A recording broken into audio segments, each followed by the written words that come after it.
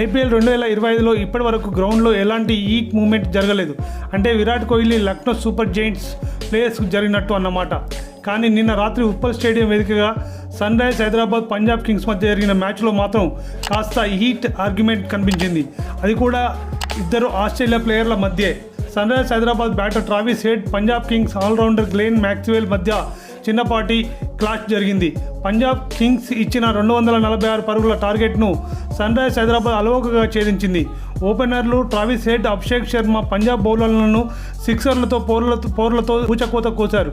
వీరిద్దరూ కలిసి మొట్టమొదటి వికెట్కు 171 పరుగులు జోడించారు. 12 ఓవర్లలోనే 170 పరుగులు చేసి పంజాబ్ బౌలర్ల సహనాన్ని పరీక్షించారు.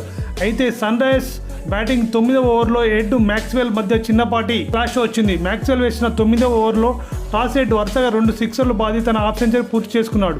3-4 బంతులను సిక్సర్లుగా మలచడంతో మ్యాక్స్వెల్కి కాస్త కోపం వచ్చింది. 5వ బంతిని హెడ్ డిఫెన్స్ ఆడడంతో అది నేరుగా బౌలర్ దగ్గరికి వెళ్ళింది.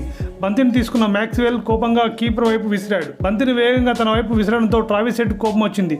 దాంతో అక్కడి నుంచే కోపంగా మ్యాక్స్వెల్తో మాట్లాడాడు.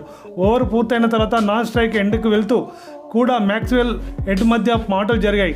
దాంతో వెంటనే మార్కస్ స్టోయినిస్ వచ్చి హెడ్ను కూల్ అవ్వమంటూ సర్ది చెప్పాడు. అయితే మ్యాక్స్వెల్ మాత్రం ఏం మాట్లాడకుండా అక్కడి నుంచి వెళ్ళిపోయాడు.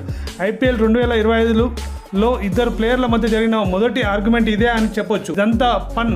ఒకళ్ళ గురించి మరొకరు తెలిసినప్పుడు మనలోని బెస్ట్ వరెస్ట్ని బయటకు తీసుకురావాలని అనుకుంటారు. ఇద్దరి మధ్య సరదాగా జరిగింది అంటూ ట్రావిస్ హెడ్ మ్యాచ్ తర్వాత అన్నాడు.